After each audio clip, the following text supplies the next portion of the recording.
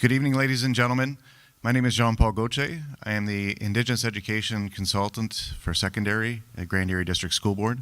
I'd like to welcome you here this evening on behalf of Joanna Roberto, the Director of Education at Grand Erie, Griffin Cobb, the Principal of Pauline Johnson, and the Indigenous Education team here at Grand Erie.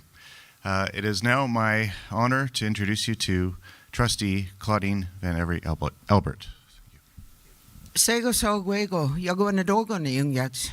Welcome, everybody. I'm sure you'll enjoy our guest tonight. It was wonderful this afternoon.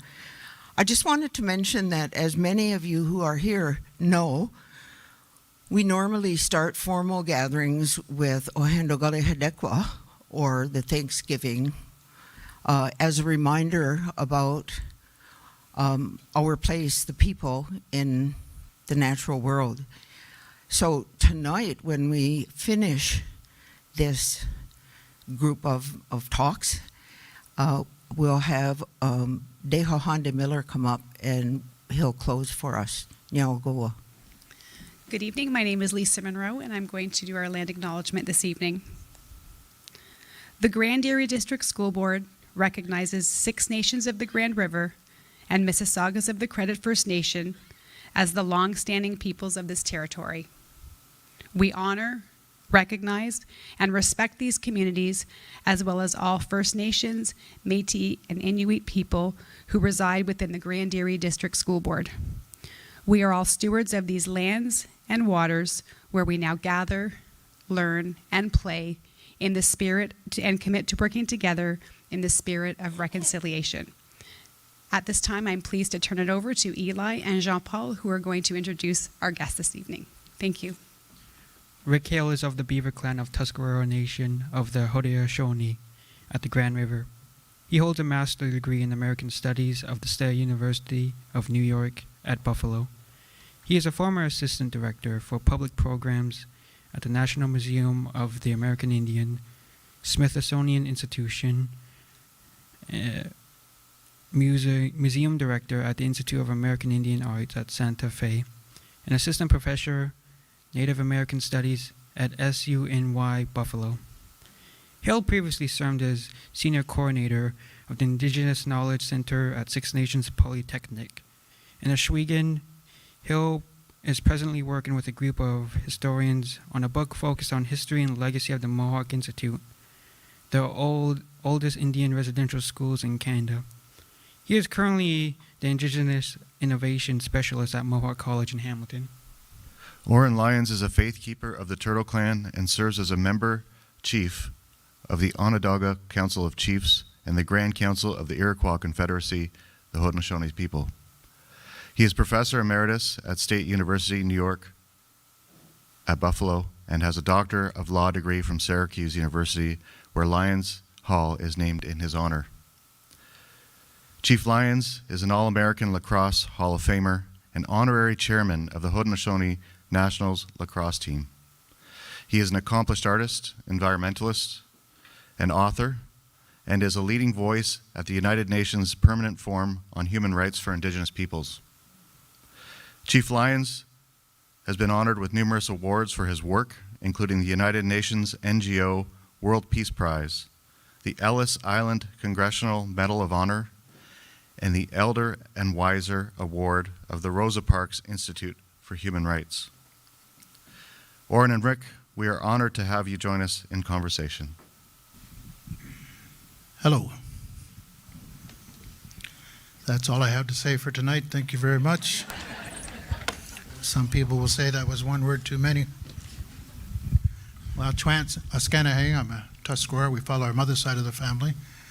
My mother's a Tuscarora from across the river at the Tuscarora Nation near Lewiston. My dad was a Mohawk from Grand River. And as you know, we're one people, 6 different nations, but we live kind of very different lives. Our communities are spread out all across the territory of Ontario, Quebec, New York, Wisconsin, Oklahoma. We have about 17 communities altogether. Tonight we're going to share some ideas about 3 very different topics: lacrosse, leadership, and climate change. And at first you may scratch your head, say, what do they have to do with each other? How are we going to make sense out of that? Well, be patient. It'll take us a while to weave that all together, but we'll do that. We're fortunate tonight to have Oren join us. He's probably the oldest chief within our confederacy. He's been on the council for a long time, seen a lot of things.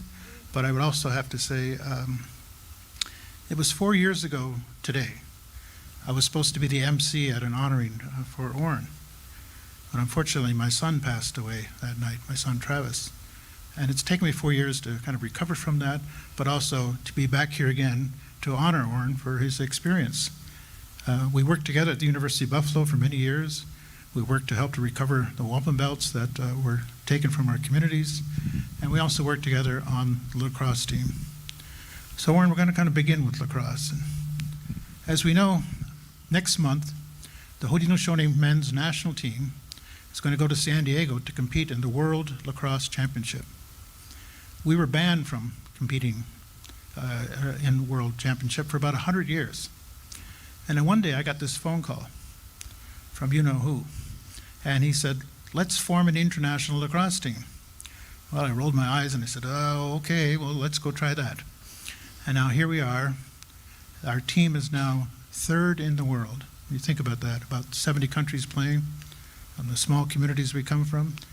We're second in the world in indoor lacrosse. That's really quite an achievement. And I have to acknowledge that it was Oren's idea to get that going. But with all things Oren, there's a bigger picture. And the bigger picture was how this would reinforce our nationhood, how it would reinforce Haudenosaunee sovereignty. So, Oren, I thought if you could share with us about that. How do you see lacrosse as being important to manifesting our nationhood? Oh, 噚遂ญู, that's the name of a game. န့쥐과에 are the players. And it's old. In the cosmology of the Haudenosaunee, this game was played on the other side of creation while the earth was still covered with water. That's a pretty old game. And part of the story, our story, a creation story, talks about the time and the players on that side. I'm very pleased to see our game now being played around the whole world. I understand there's 36 teams lined up for the indoor box this fall. That's quite a few for indoor. And the boys will be playing this summer, end of June, the beginning of July, in the World Games, the outdoor game. And so the game itself has carried us. And I want to say that Rick is an old-timer, been working with me for a long time. And when we were going to play our first international game against Australia, they asked for our flag. And we used to always enter the arena with the native flag of feathers and the long moop. And so I said, well, we can't run that up. We can't run that up a flagpole. So we had the task, Rick and I, we had the task to get a flag. And we made trips. We went around the whole Six Nations to get ideas, and everybody had an idea, but it was all different, each one. So we made an arbitrary decision. And this particular one right here,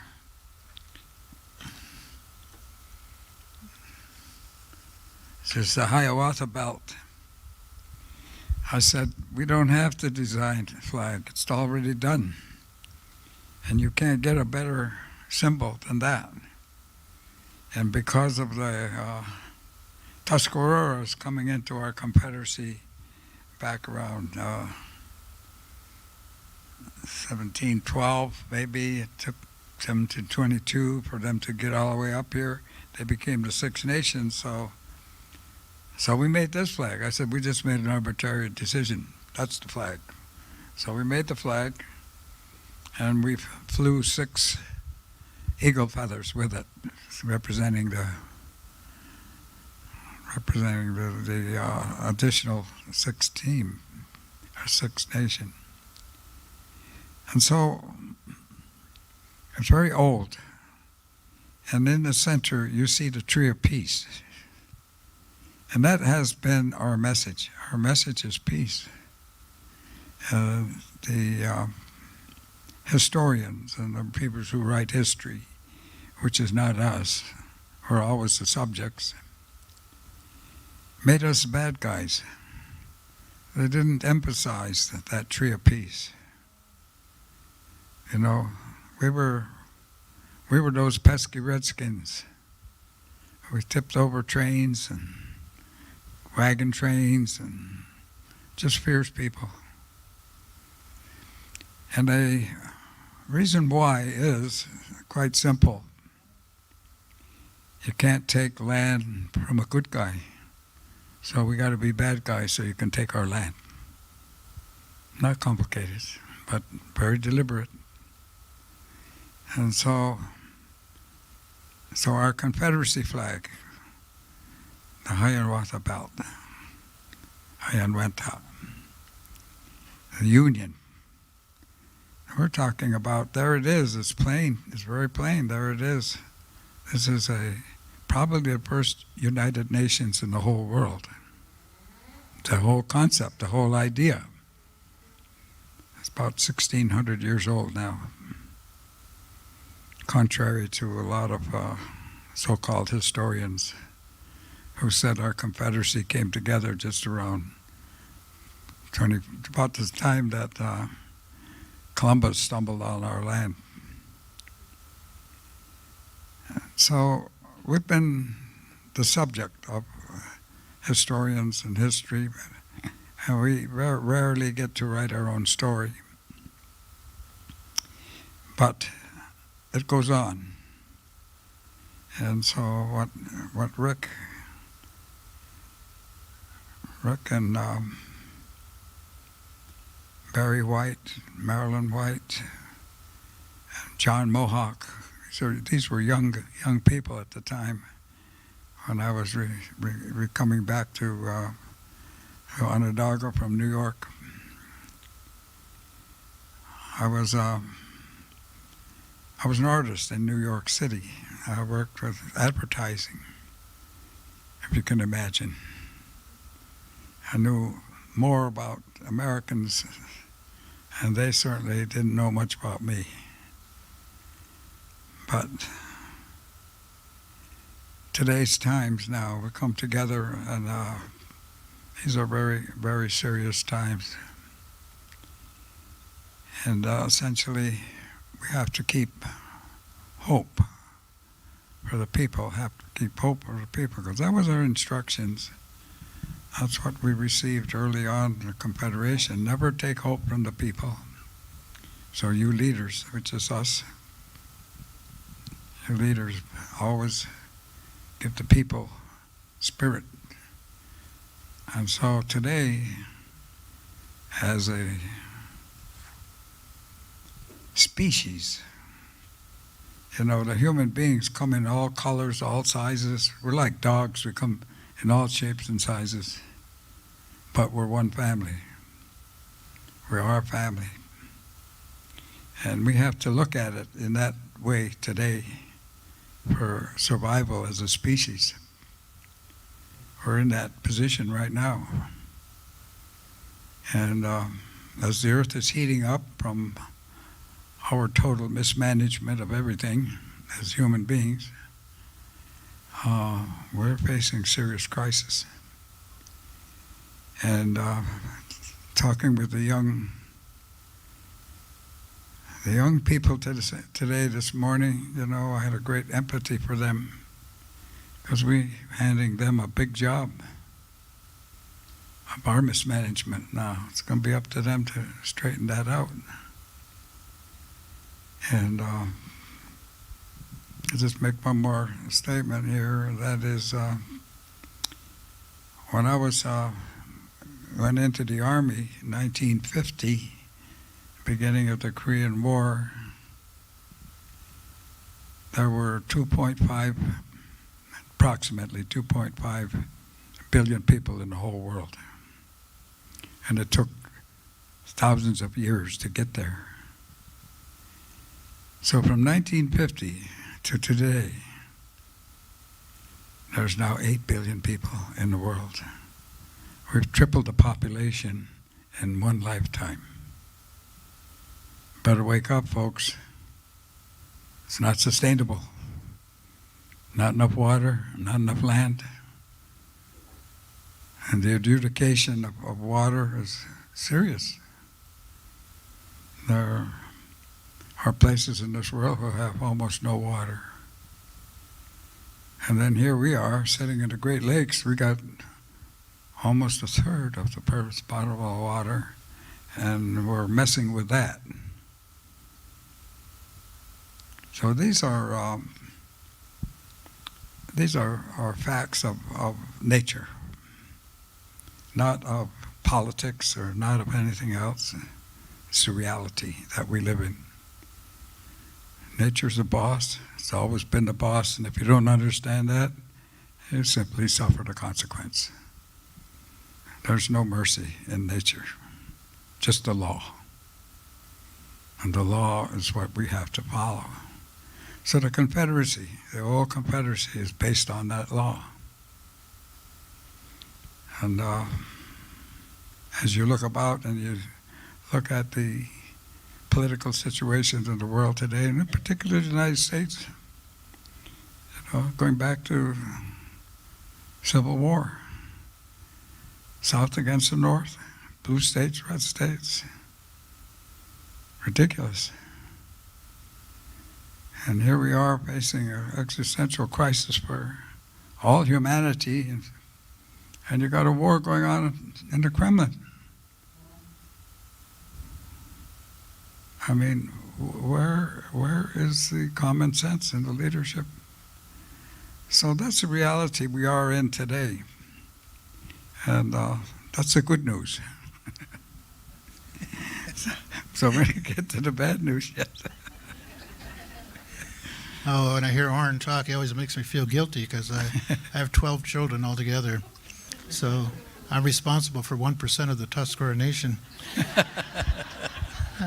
But on the other hand, you can't have indigenous rights or realities without people. So I chose instead to increase the population of our dying nation. He mentioned that we designed that flag to raise at the lacrosse tournaments. Now you see that flag everywhere. Our people have embraced it all over the place when you see that Sony flag. But I'll tell you, the first time I saw the flag being raised at the lacrosse field, I have to tell you, it was quite an emotional moment, because here were all the other nations of the world standing in honor of our flag and the fact that lacrosse comes from us. So it changed my mind, because I used to be one of those people. I would always sit when the national anthem was played, you know, I would always kind of like my quiet protest. But when I saw the other nations stand to honor us, then I said, well, if you want respect, you also have to give respect. So since then, I've been standing when their flag comes up to their nation. It's not saying that I agree with everything the U.S. or Canada or Great Britain has done, but the fact I respect the fact that that is who they are, because they're respecting who we are. So that's how lacrosse got us into this international arena again. The Six Nations have been, the Haudenosaunee have been accepted as a member nation in the International Lacrosse Federation. But we face a big challenge. Lacrosse is likely to become the next Olympic sport. It was a sport one time, but it kind of died out. There wasn't enough countries playing.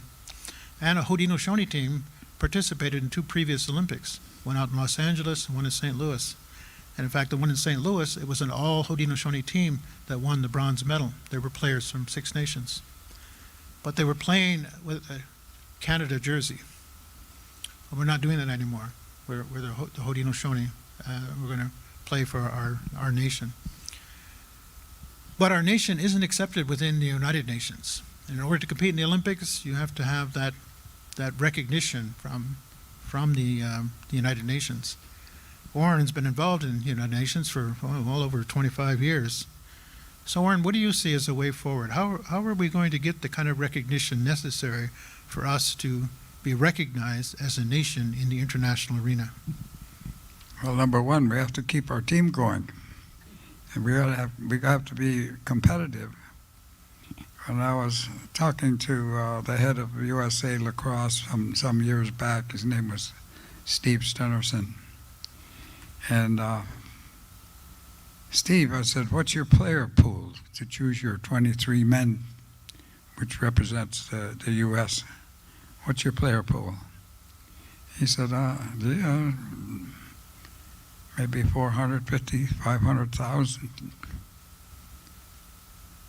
That's his player pool, 500,000. Choose 23 men. He says, what's your player pool? I said, maybe 150. We're third in the world. And at this point, I want to have my son Rex stand up. Rex, will you stand up?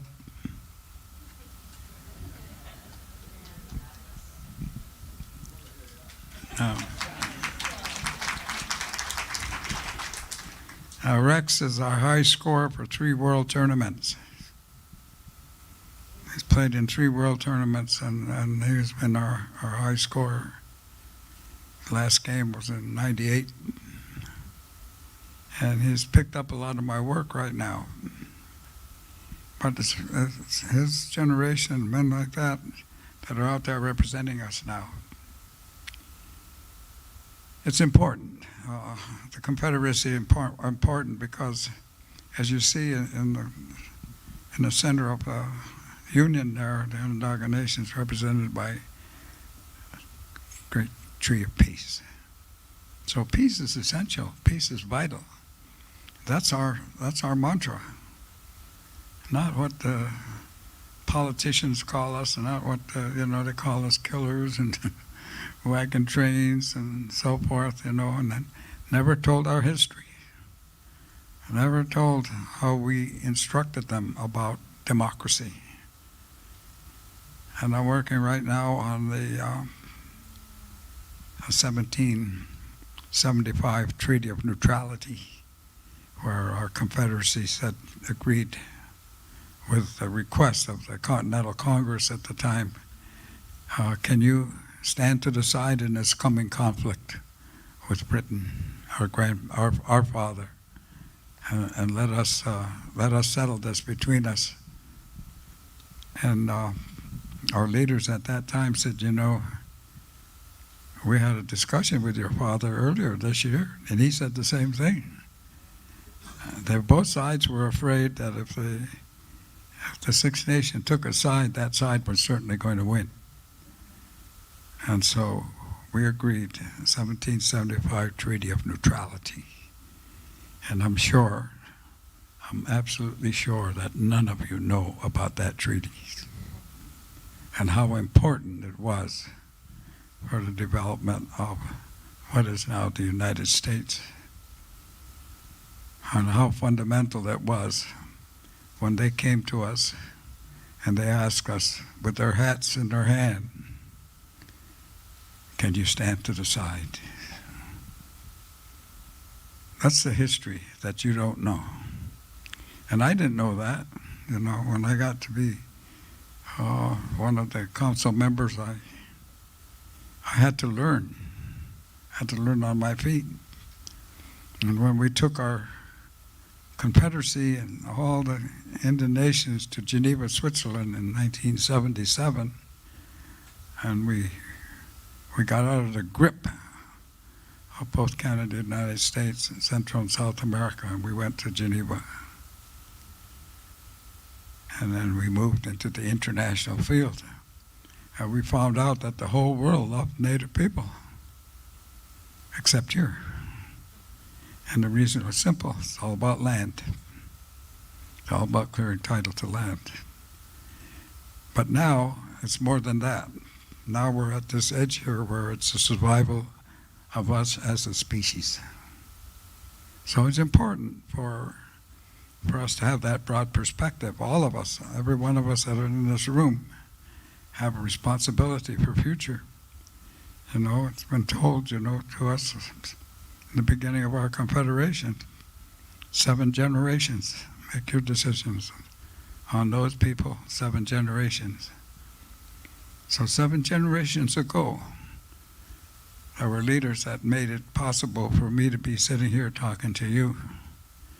And 7 generations from now, hopefully, we'll see those 7 generations as we're pushing it. So it's times like this where we have a chance to come together and have this kind of a perspective presented so that we get a grip on reality and where we're at. You know, the Haudenosaunee Nationals travel on a Haudenosaunee passport. We are citizens of our sovereign nations, so we don't go as Americans or Canadians, and no matter where you were born. And it's been a challenge. When he went to Geneva in 1977, they traveled on a Haudenosaunee passport. When ´Tuscarora, our leader back in the 1920s, went to Geneva and England, he traveled on a Haudenosaunee passport. Passport is a symbol of your nationhood. One time I went to England, and I walked up and handed the agent my passport, and he literally threw it back at me. He said, "You're not getting into our country with that damn thing." And they put me in customs all day long. They threw me in a jail overnight, and they tortured me with English food. And then they deported me in the morning. But what they said was, because I flew out of New York City, the U.S. wasn't going to let me back into the U.S. because I had invalid travel documents. So I arrived at the Kennedy Airport. Now, he warned me before I went, you're supposed to get a visa. I didn't get a visa. And then he also said, you know, how I should negotiate customs. So I followed his advice. There was a woman custom agent. I handed her my passport, and she literally shrieked. I don't know what to explain, because it usually doesn't happen with me and women, but she just said, "Oh my God." And then she said, "I've heard about this. I've been dying to see it." I said, "Not only do you get to see it, you get to stamp it." She picked up her stamp and she went, "I better talk to my supervisor." So out comes the supervisor. Before I know it, there's about 15 agents standing all around me. But they're fascinated by this because it's in English and Onondaga, and they were having a really great time looking at that. And then finally, the supervisor handed me my passport, and she said, "Well, Mr. Hill, welcome back to your country." I said, "Would you stamp my passport?" She says, "No, but welcome back to your country." Since then, now think about this. The Haudenosaunee have traveled to Germany, England, Australia, Czechoslovakia, Finland, Israel, Japan, all on our own travel documents. So that's why not only lacrosse got us there. I told you I got deported. Well, a few years later, we went back, and wouldn't you know, we're traveling with the Haudenosaunee Nationals, called the Iroquois Nationals back then. I went to the same airport and walked up to the very same agent who refused me entry. Gave my passport. I said, "This time you're not keeping me out." He said, "I know, Mr. Hill, we've been told to let you through." And our whole team got through customs in about 25 minutes. But that's the power. You could say that this lacrosse and having friends around the world, it was a member of the British Parliament that sponsored us. Our passport's been challenged because of Homeland Security, and it's still a struggle. So in order to get into the UN, we need this country code. And if we can get that, then we can travel, we can use our passport to more places. Right now, it's a negotiated deal. Oren's been fortunate to travel probably more than anybody else on the Haudenosaunee passport, but it's not easy. So this upcoming event in San Diego, we don't need a passport to board an airplane. But I think then it goes to England, Yeah. for the next games, and then there's even some games in China, and that's going to be quite a challenge. So we could all use your support on that to notify the Canadian government that you support the Haudenosaunee Nationals traveling on their own passport, and maybe the success will come our way. But it raises a point, too, about leadership. So we got into England because somebody in the Parliament agreed with us and sponsored us, helped us get in over there. Let me just read this. As you know, Canada has a new king. He's the head of state. Some people like it, some people don't like it. But Charles II, he came to Canada when he was still a prince, and he visited with Native people out west. And he said that it's imperative that the leaders of the future should work with Indigenous knowledge keepers, that was his quote, to restore harmony with nature. This is what he said. This is his quote.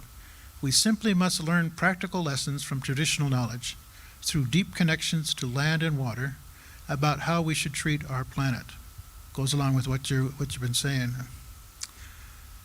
So when we think of leadership, when you hear the word sovereignty, what does that mean to you? What does Haudenosaunee sovereignty mean?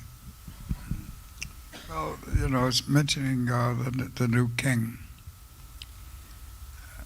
He's going to be different.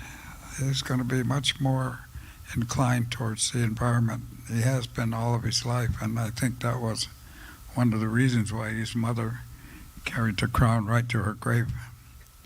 She knew his leadership was going to be different. And it will be, I believe. But he's going to be much more inclined towards the reality that brings people together. So we'll see, you know. So I'm hopeful about that. And in the meantime, the reality is, of course, the Earth is heating up, and it's heating up fast. Ice is melting all over the world now. The snows of Kilimanjaro, that famous story of the snows of Kilimanjaro. There's no snow in Kilimanjaro anymore. Gone. And in many of the mountains around the world, the ice is melting. That's the reality. Doesn't care about your politics, doesn't care about your nations or anything. It is the reality.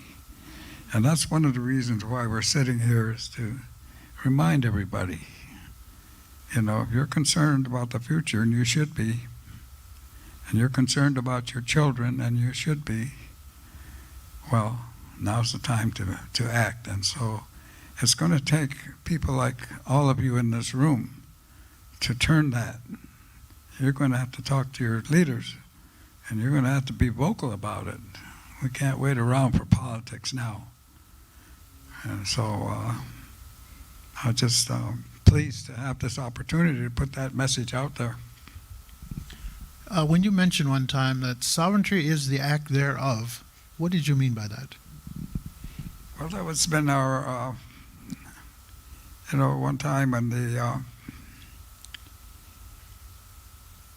that question came up about sovereignty. You know, sovereign is a French word, and it talks about kings, and it talks about ultimate authority. And we understood that.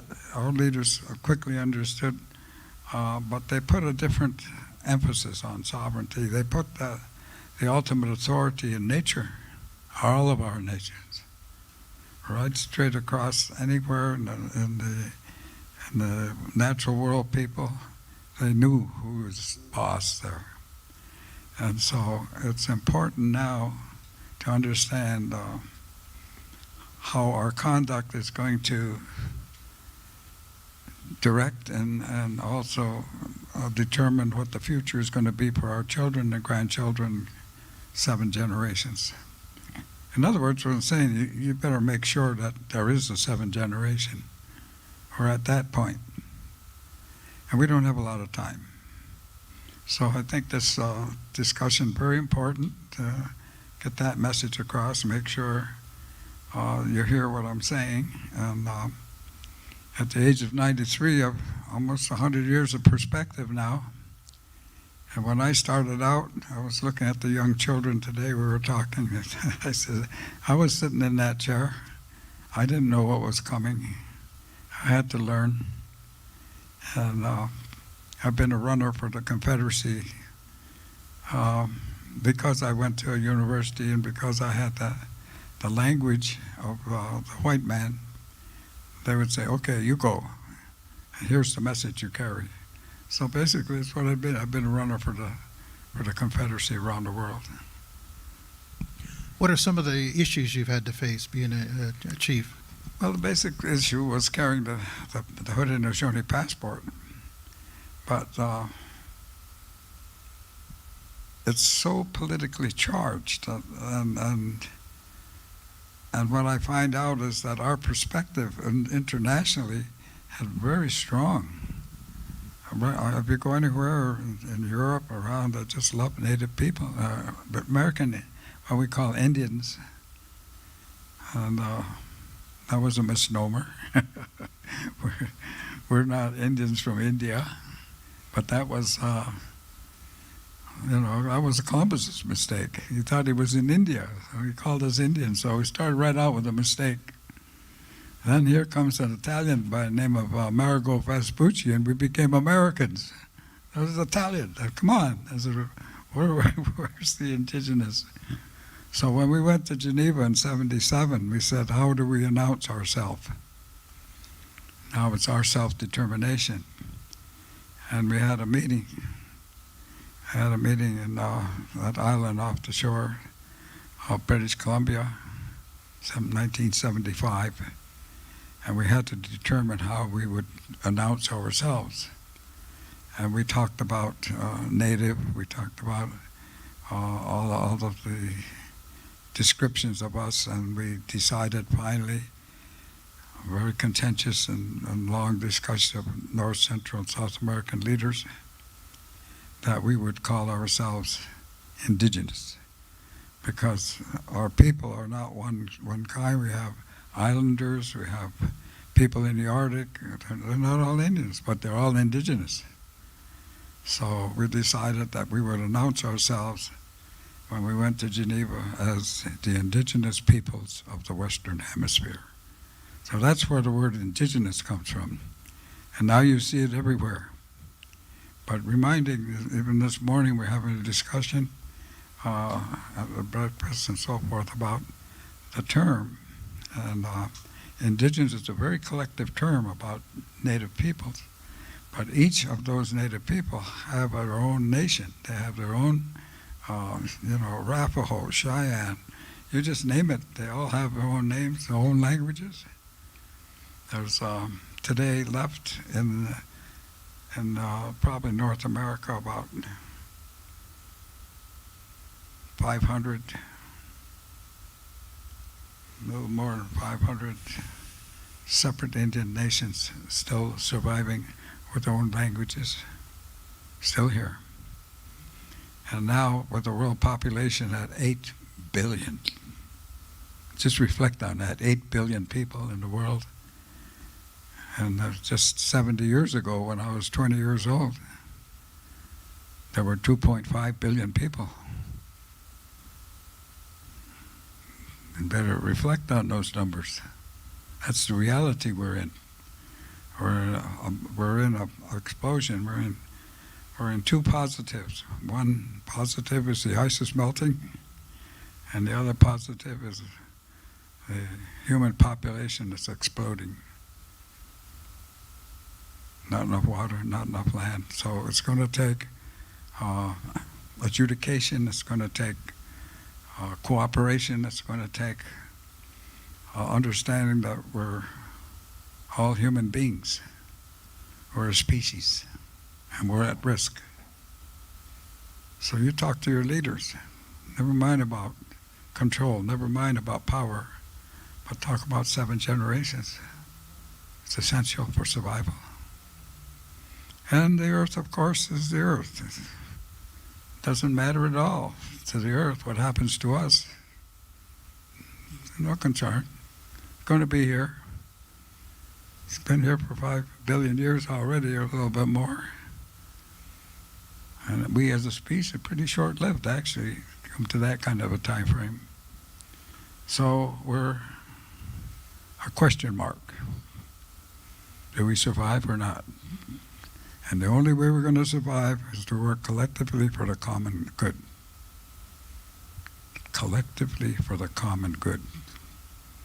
Not one man being a billionaire and the other with nothing. That's where we're at. I have to think about that. You know, that's a real challenge because municipalities like Brantford are predicated on more growth. They want more development, more homes, more toilets flushing, more cars, and it's up, up, up, up, up, not considering the consequences of that to the seventh generation to come.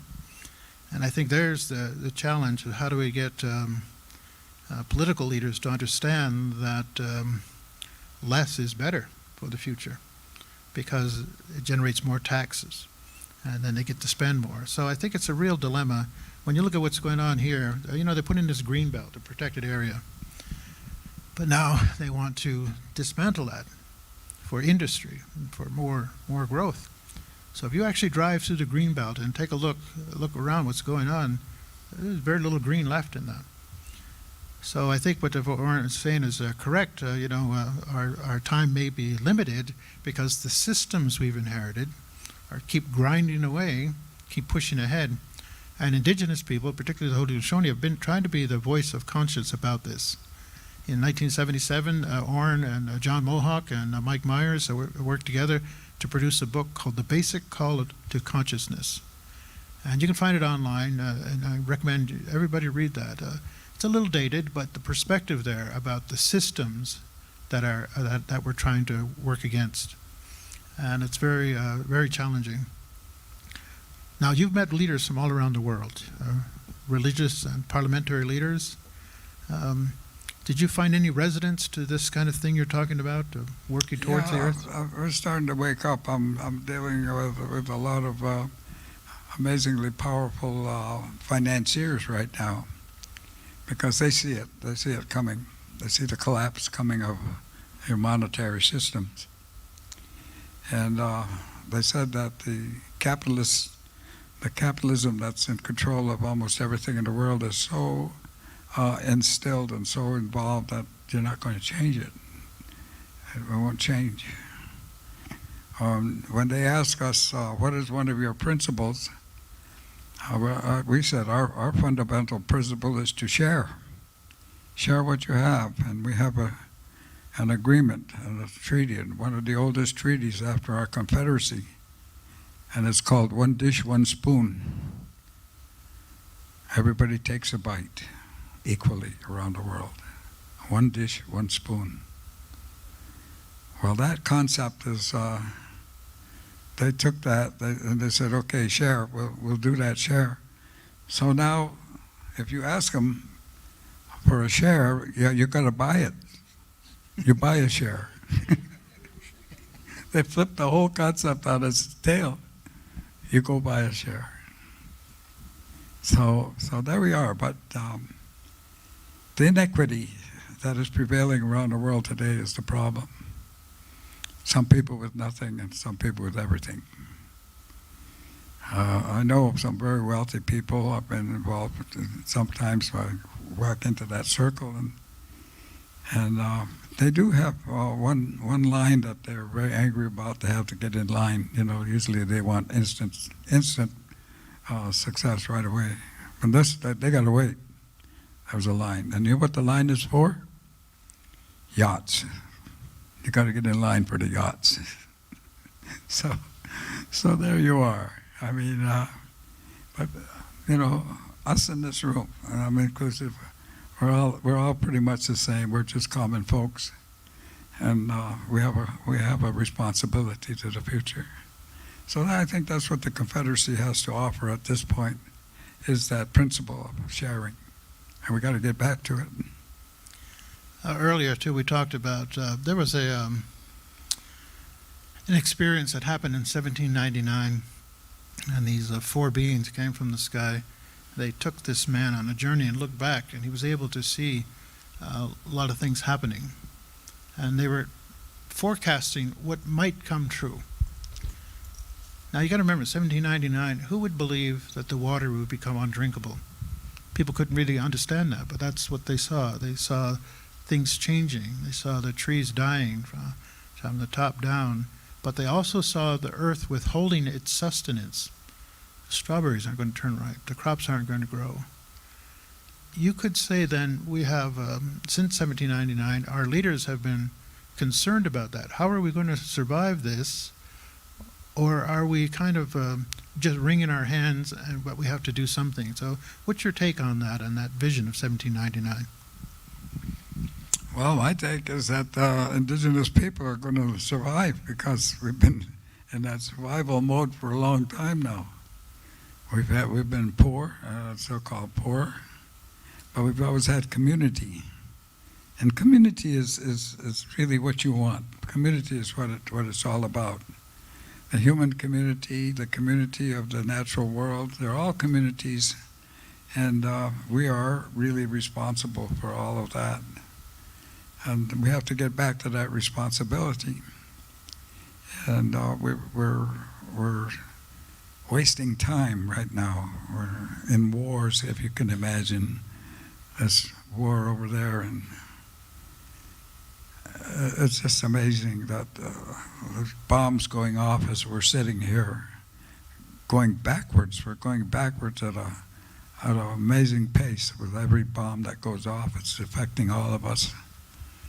And when common sense should be, we all should be sitting and talking about the common good and talking about the 7 generations. We have to reach that point, and it's going to take common folks like you and us to make that statement. I mean, you have to bring these politicians into line, and for the children, for the future, for 7 generations. And so when you get to this situation, I have a philosopher. He's a pretty good thinker, I think. I'm amused by what he says. I don't know if he's a contemporary guy. His name is, he played for the New York Yankees. His name is, I think what is his name? Oh yeah, Yogi Berra. He said some funny things, but there was a bite to it. He said things like, well, when you come to the fork in the road, take it.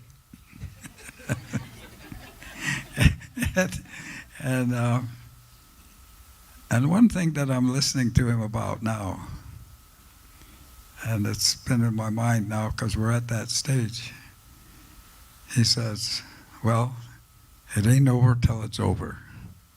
So that's right where we are right now. It ain't over till it's over.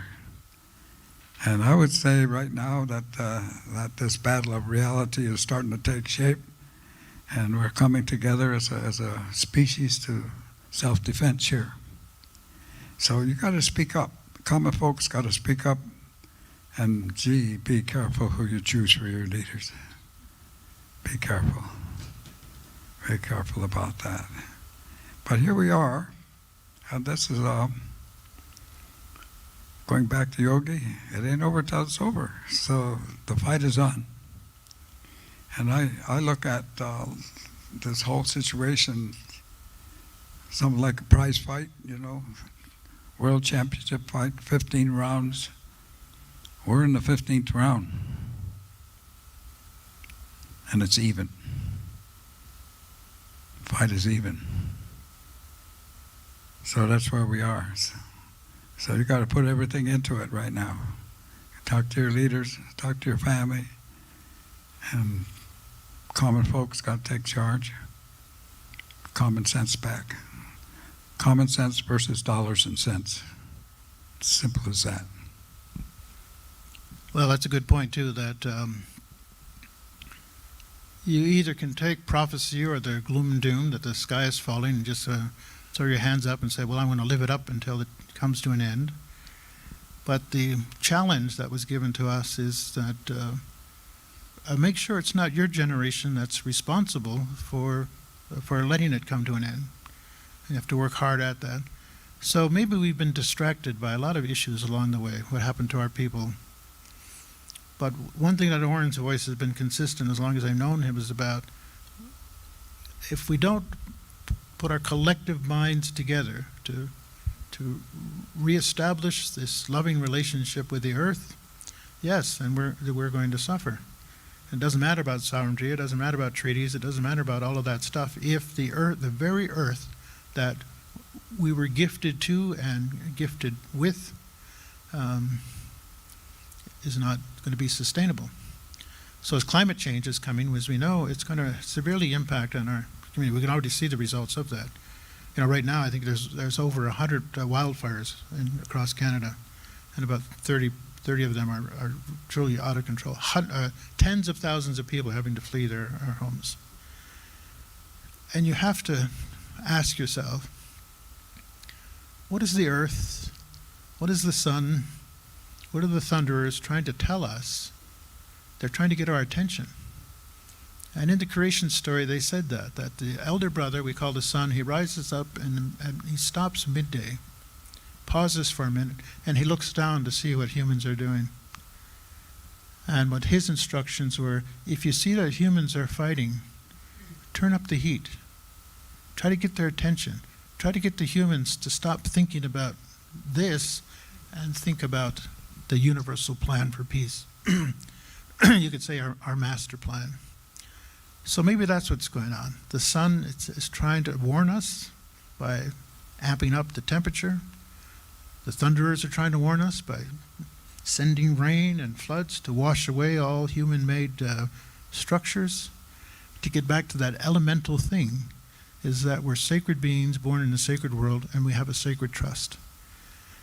If you actually look at religions and cultures around the world, a lot of people believe that same kind of thing. But if I hear clearly what Oren is saying, it's time to act on those beliefs. It's trying to bring our minds together, bring our belief systems together, so that one day, way off in the future, a little baby is going to be born into this world that is bountiful, plentiful, and lovable. And right now we know we're not in that situation, but we're given an opportunity. So rather than fight each other, because one of our warnings in the Great Law, there are people going to start fighting. Sometimes even the chiefs are going to start fighting among themselves, and that tree has the possibility of falling over. But there's a prophecy that it's the young people that are going to rally to stand that tree back up, because they need it, they see it. And we kind of felt that this afternoon. We feel these energetic young people that were here in this room. They listen very carefully, and I think they're going to respond in kind, because Oren told them it's part of their responsibility now.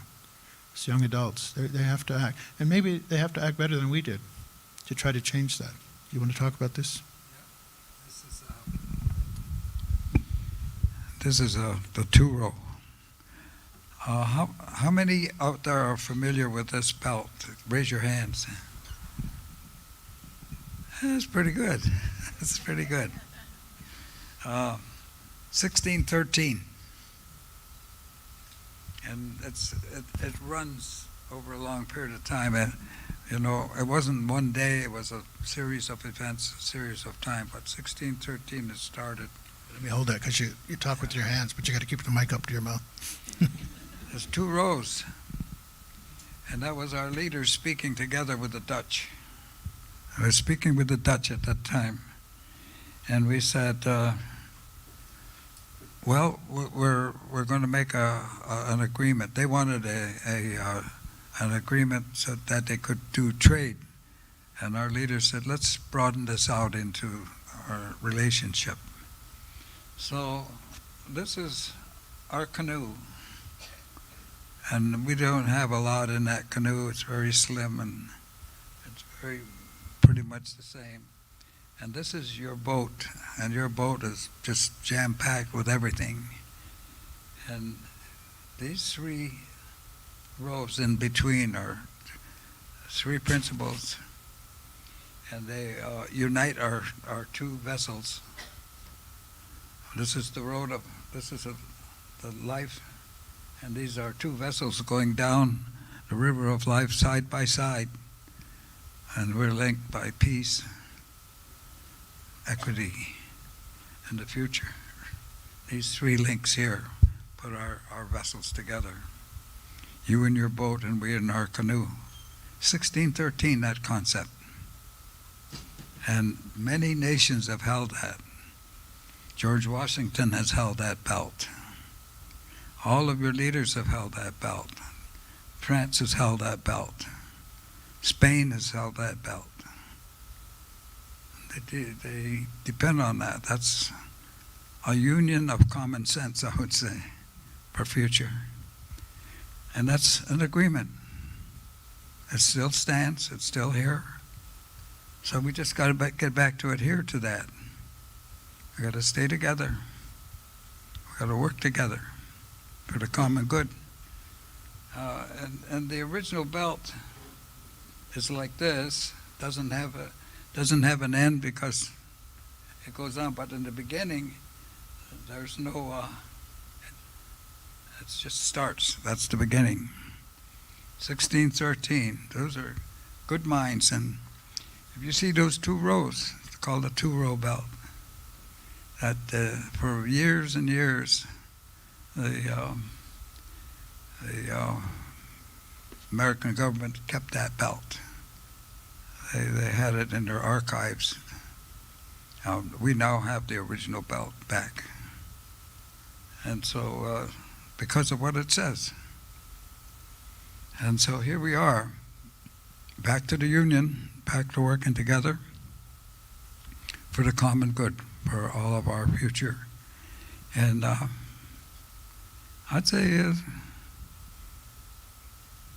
going to be a good fight. I hope you guys are up for it, you know. It's going to be a good fight, but you got to speak up and you got to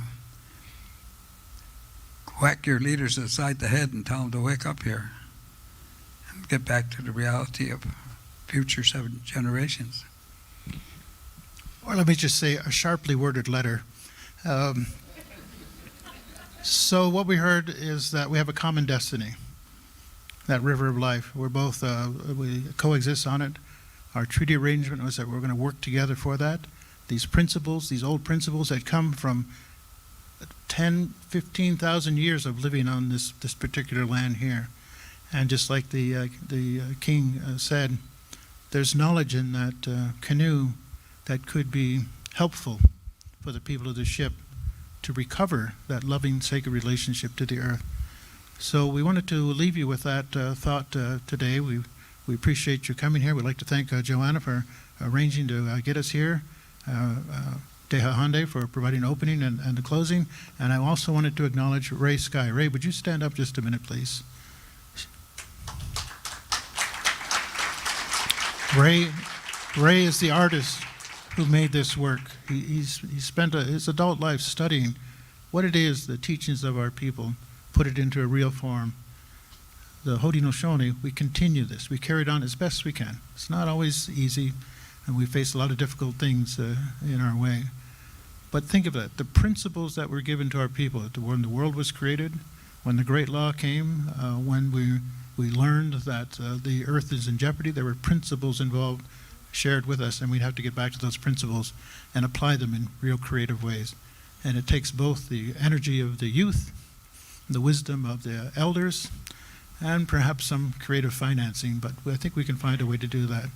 So I'd like to conclude with our presentation today. I think we really enjoyed being here this afternoon, talking to the young people, and thank you for the time you shared with us today.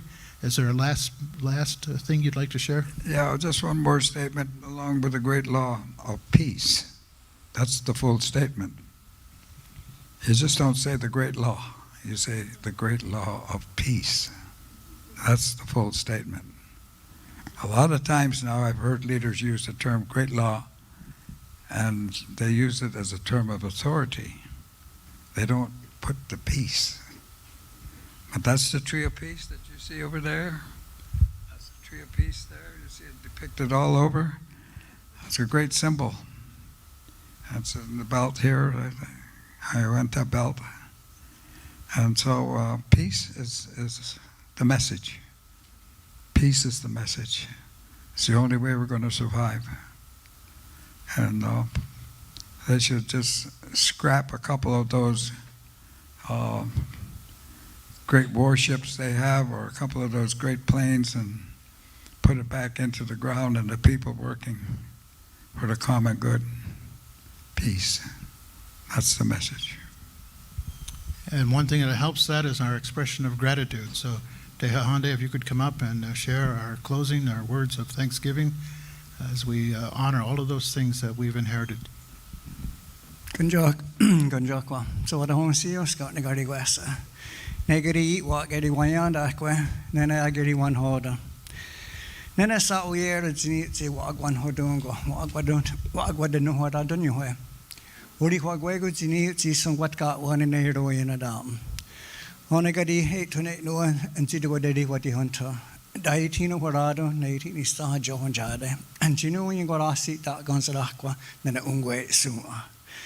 Negadi ne, you got to go rayadas, and see the other one John. I do what go on that way, Dietino Horadosike, Uri Wagweguzino holder, some what got one got to John Jade.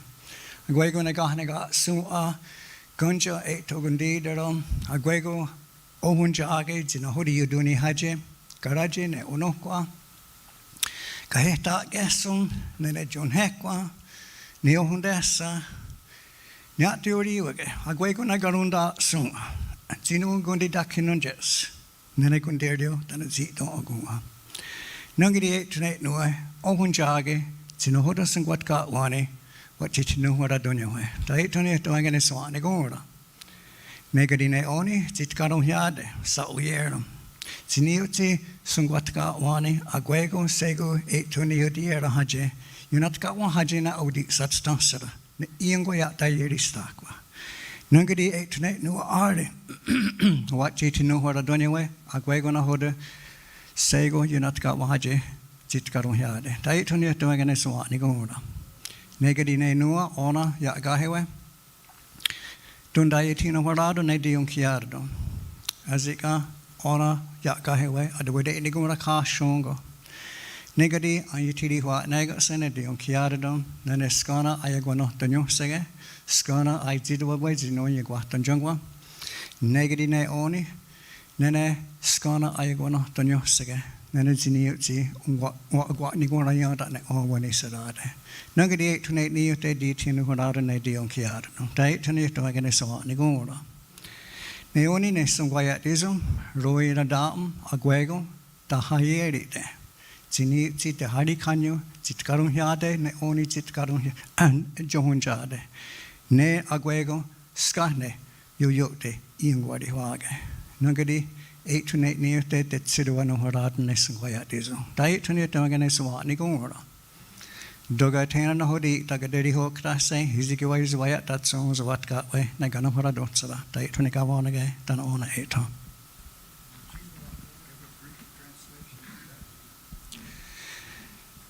Okay. When the elders speak, we must do it. A brief translation for that is we received these understandings right from the very beginning, because we have to remember that we are the babies here. Everything was here when we were placed here on earth. And it was creation, what we call creator, and many other names that we use for that great intelligent energy that surrounds us. It's everywhere. It's part of us. We're part of the land. That's our body. That's our physicalness. And we're also part of the energy of the sky world. That's our intellect. And we were given these instructions on how to be in partnership, to be in a relationship with all living things. And everything is alive. And so we go across the earth and we talk about us as human beings and our responsibilities, and our responsibility to everything that's alive. And so we name all of these things. We talk about the waters, we talk about the fish within the waters, we talk about the lands and the grasses, the medicines that are there. In the fields, our sustenance crops, corn, beans, and squash. Strawberries are coming soon. The forests, the trees that give us the very air that we breathe. And in the forests are the animals. We're given instructions as well. And some of those animals we call gunderio because they accepted the responsibility to be giving of their own flesh that we could eat. And it's the same thing with the birds. And so to all of those things here on earth, we give greetings, love, and respect. And this is the way our minds should be. And also, we do the same thing across the sky. And we say all of those things that are in the sky world, we're there for a purpose, are there for a purpose. And we talk about the thunder beings, their responsibilities, the four directions of the winds and their responsibilities. We talk about our eldest brother, the sun, and his responsibilities, which was spoken about briefly today, in partnership with our grandmother, the moon, who is in charge of the coming faces.